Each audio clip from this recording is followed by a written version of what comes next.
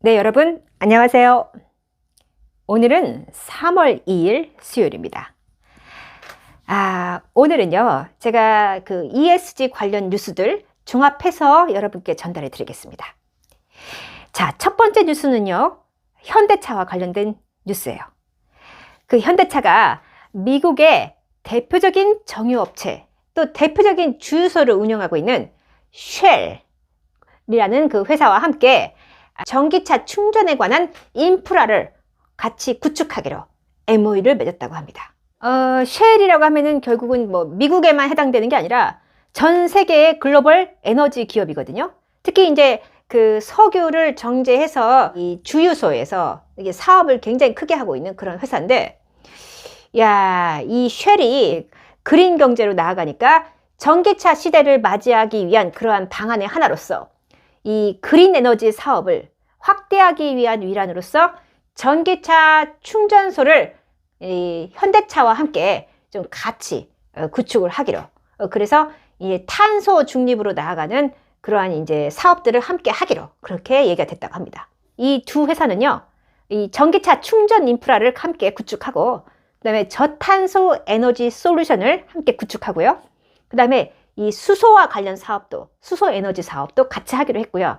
또 디지털 분야에도 같이 협력을 하기로 했다고 합니다. 이 이제 쉘이 아무래도 글로벌 에너지 업체다 보니까 아시아에서의 전기차 수요가 이제 빠른 증가가 예상이 되기 때문에 아시아 국가들을 중심으로 해서 주유소 네트워크를 이제 확장을 하려고 한다고 해요. 이 쉘이 이 동남아 쪽에도 주유소 네트워크가 이미 있다고 해요. 그래서 그러한 그 아시아의 주유소 네트워크를 활용해가지고 전기차 충전 인프라를 조기에 늘리기로, 그래서 이제 앞으로 더 이 지역을 좀 확대할 예정이라고 합니다.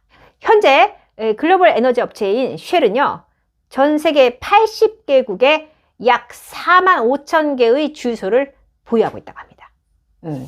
그래서 이제 상대적으로 이 주유소, 전기차 주유 또는 전기차 충전 인프라가 잘 구축되어 있는 유럽 시장에서는 이 두 회사가 이제 아무래도 럭셔리 브랜드를 좀 공략을 하기로 했대요. 그 유럽 시장을 또 럭셔리한 브랜드로 공략하기 위해서 이 현대차와 쉘은요, 특히 이제 제네시스를 중심으로 해가지고 독일과 영국과 스위스 등등 해가지고 주요 유럽 국가들의 이 공식 MSP, 즉 모빌리티 서비스 프로바이더라는 그러한 파트너십 협약을 이 체결하기로 지금 검토를 하고 있다고 합니다. 또한 쉘은요, 전 세계 사업장에서 사용되고 있는 내연기관 차량을 친환경차로 변경할 경우에 현대차의 수소 전기 트럭과 배터리 전기차의 도입을 검토하기로 했다고 합니다. 결국은 이 현대차가 또 오랫동안 지금 수소차를 개발해 왔고, 또 수소차와 관련해서는 전 세계 1위 아닙니까? 그러니까 이제 이 수소 전기차 또는 수소 충전소 이런 것들을 중심으로 해가지고 글로벌 좀 시장을 좀 확대를 하려고 하는 그러한 노력을 양사가 같이 하기로 했다라는 겁니다. 결국은 글로벌 시장에서의 수소 전기차 시장의 생태계를 함께 구축하는 그러한 로드맵을 함께 공유를 하고 있다라고 보면 되겠습니다. 현대차가 글로벌 에너지사인 쉘과 손을 잡기란 거는 상당히 현명한 전략이라고 생각해요. 이 쉘이 네트워크를 가지고 있기 때문에, 주유소 네트워크를 가지고 있기 때문에 거기서 현대차가 전기차 배터리나 수소 전기 트럭으로 어떤 그 인센티브를 줄 수 있는 방안을 검토할 수도 있지 않겠습니까? 그래서 이 두 회사가 지금 전략적으로 손을 잡고 이제 앞으로 전기차 시대 또는 수소 전기차 시대가 올 것을 예비를 하면서 지금 인프라 구축에 나섰다. 자, 이런 소식이 있었습니다. 자, 두 번째 뉴스는요, 사마 페인트입니다. 사마 페인트는 ESG 뉴스 브리핑에서 처음 등장하는 것 같습니다. 페인트 회사가 등장하는 건 처음인 것 같아요. 아니다. 예전에 노르 페인트가 등장한 적이 있습니다. 노르 페인트도 이 친환경 페인트를 자체 개발하고 있는 그러한 ESG 기업 중에 하나여서 제가 소개를 한 적이 있는데, 야, 오늘 나온 소식은 사마 페인트가 이 PCM용 바이오매스 도료를 개발했는데 국내 최초라고 합니다. 이제는 페인트도 친환경 시대가 되었다라는 그러한 내용이에요. 이 도료는 주 원료인 용제, 그 용제의 일부를 옥수수나 이제 이 지푸라기나 농산물 폐기물들을 추출해 가지고 만든 성분으로 도료에 들어가는 용제를 대체했다고 합니다. 실제로 이 PCM용 도료를 바이오매스 기반으로 만드는 작업은 좀 연구 개발이 굉장히 까다로운 분야라고 합니다. 그래서 기존의 이제 물성을 그대로 보존을 하면서 거기에 이제 친환경 성분을 덧입히는, 보유하는 것이기 때문에 상당한 개발 역량이 있어야 한다고 봅니다. 그런데 이번에 이제 사마 페인트 산하에 있는 도료 연구소에서 1년 동안 약 30여 종의 식물들을 다 모아가지고 그 이제 원료를 테스트를 해본 거예요. 그랬는데 이제 거기서 드디어 이 그러니까 PCM 강판 도료에 적합한 바이오매스 원료를 개발을 하는데 성공을 한 겁니다. 그래서 이제 사마 페인트가 개발한 바이오매스 도료는요, 최근에 이 KG 동부제철에서 이미 이제 시범적으로 생산을 마친 상태라고 해요. 그래서 이제 최근에 지금 뭐 ESG 경영과 함께 이 친환경 도료가 이 사마 페인트에서 개발한 이 친환경 도료가 앞으로 크게 수요가 늘어날 전망이라고 합니다. 그래서 이제 페인트도 이제 바이오 기반의 친환경적인 PCM 강판이 나왔구나. 그래서 친환경 도료, 특히 이제 ESG 경영을 하려면은 이 소재를 ESG, 즉 친환경적인 소재를 사용하느냐, 그 부분에서 ESG 평가 점수를 크게 받거든요. 그러니까 이제 이 강판을 좀 사용하고자 하는 이러한 일반 기업 또는 일반 산업에서 상당히 수요가 있을 거라고 그렇게 예측한다고 합니다. 이렇게 연구 개발 끝에 성공을 하는 건 정말 우리가 박수를 쳐줘야 한다고 생각해요. 그래서 이 사마 페인트가 이제 기존의 다른 페인트들에 비해서 이 정말 ESG 기업으로서 좀 선도하게 됐다라는 그러한 소식입니다. 자, 세 번째 뉴스는요, 효성 첨단 소재예요. 효성 첨단 소재가 이 전주시의 탄소 섬유 공장을 3차, 그러니까 1차는 2020년도에 세워졌고 2021년도에 2차를 증설을 했는데 이번 2022년도에는 3차를 증설하기로 그렇게 결정을 내렸다고 합니다. 박수를 치고 싶습니다. 제가 고향이 전주거든요. 그러니까 이 전라북도 전주에 이런 탄소 섬유 공장이 들어선다는 것, 그건 정말 왜 제가 이렇게 뿌듯하죠? 사실 전주는 예향의 도시여가지고 예술과 어쨌든 이 풍류 또는 예술, 문화 이런 쪽에 이제 집중이 되어 있는 관광의 도시죠. 그러니까 이 전주시에 어떤 공장이 들어선다?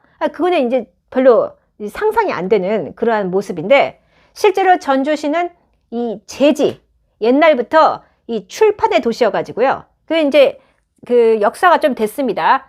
그러니까 조선 후기 17, 18세기 그때쯤 해가지고 전주 근교에 나는 당나무로 만든 한지가 워낙 품질이 우수해가지고 전주 한지가 우수하게 되니까 전주 한지로 이 이제 기록물을 출판하는 그 출판업이 크게 번성을 하게 돼요. 그게 18세기, 19세기 조선 후기 3대 출판 도시 중에 하나가 이 서울, 전주, 하나가 기억이 안 납니다. 근데 이제 전주가 아무튼 이 그 팔도에서, 전국 팔도에서 이 그 서적상들이 가장 많이 오는 그러한 도시 중에 하나였어요. 그래서 18세기, 19세기에 이제 전주시가 그 이제 목재 출판이죠. 목재 출판업이 워낙 성행을 하다 보니까 이 새벽부터 상인들이 이제 남부시장, 전주 남부시장으로 몰려들어가지고 그 이제 그 상인들에게 이 국밥을 팔기 시작한 그 시초가 바로 콩나물국밥이에요. 그래서 콩나물국밥이 전국적으로 퍼지게 된 거거든요. 전주 비빔밥도 그렇게 유명하지 않았다가 18세기, 19세기 전주시가 이 출판의 도시로서 크게 번성하게 되면서 전주 비빔밥이 또 남다른 그런 또 특징이 있긴 하지만 어쨌든 이 전국의 상인들이 몰려드는 출판의 도시가 되면서 이제 그렇게 알려지게 된 전주시 음식들이 몇 개가 있습니다. 뭔 얘기를 하다가 지금 왜 전주시 얘기를 하게 됐네요.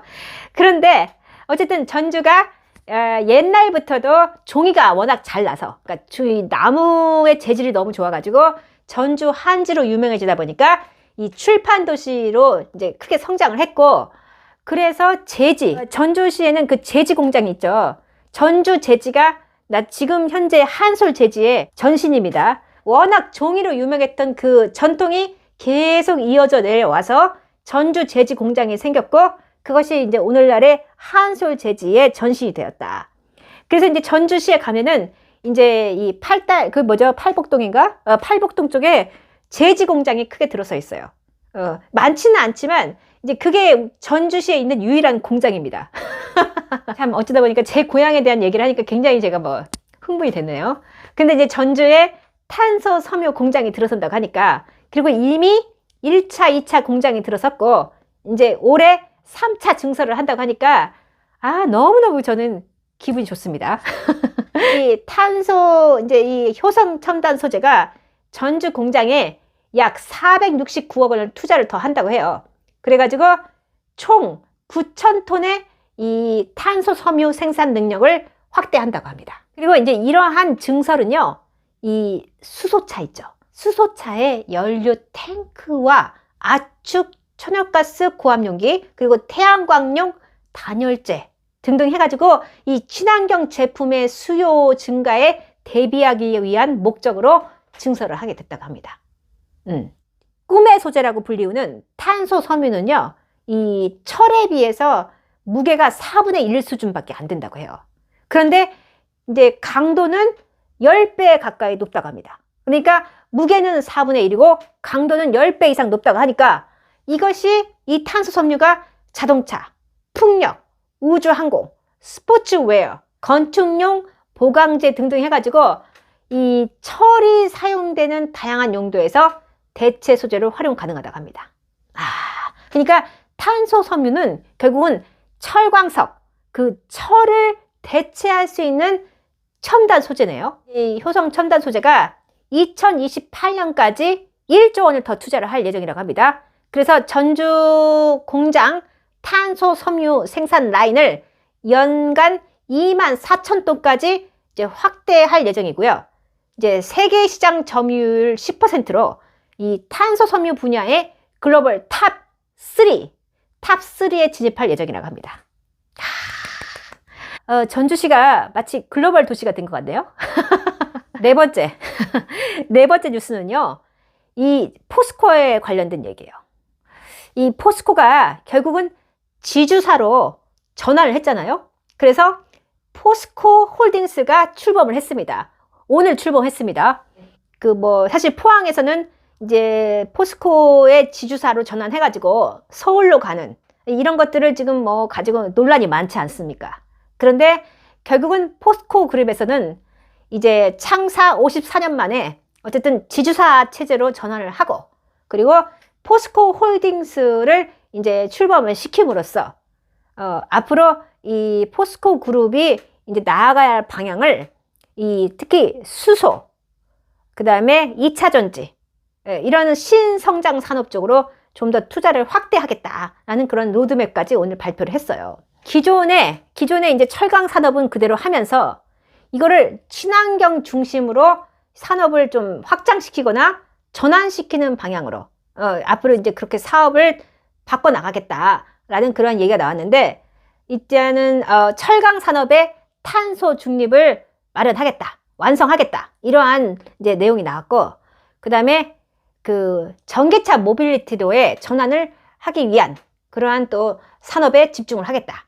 그 다음에 또 그린 에너지를 선도하겠다. 즉 수소 생태계에서 포스코가 선도를 하겠다. 이런 내용이고, 또 글로벌 식량 자원을 확보하는 데도 좀 주력을 하겠다. 이런 내용도 있었습니다. 그래서 2030년까지 기업 가치를 지금보다 3배 이상 끌어올리겠다라는 그러한 비전을 발표했어요. 그래서 이제 이 포스코 그룹의 지주사 전환을 두고서 상당히 많은 논란이 있지만, 어쨌든 이제 대세는 이제 이렇게 지주사로 가서 이제 수소 에너지라든가 니켈 또는 리튬, 이러한 2차 전지 소재 사업이라든가 이런 것들을 좀 더 집중적으로 조금 키워볼 생각인 것 같습니다. 그래서 저는 이제 뭐 찬반 논란이 있어도 이미 이렇게 방향이 정해진 이상 앞으로 신성장 사업에 투자를 어떻게 하는지, 또 배당은 얼마나 주는지 그런 것들을 좀 유심히 보면서 이제 주주로서의 이제 좀 발언을 하는 게 낫지 않을까라는 생각이 듭니다. 그래서 오늘은 여기까지 방송하고요. 제가 또 알찬 내용을 가지고 여러분을 찾아뵙겠습니다. 감사합니다.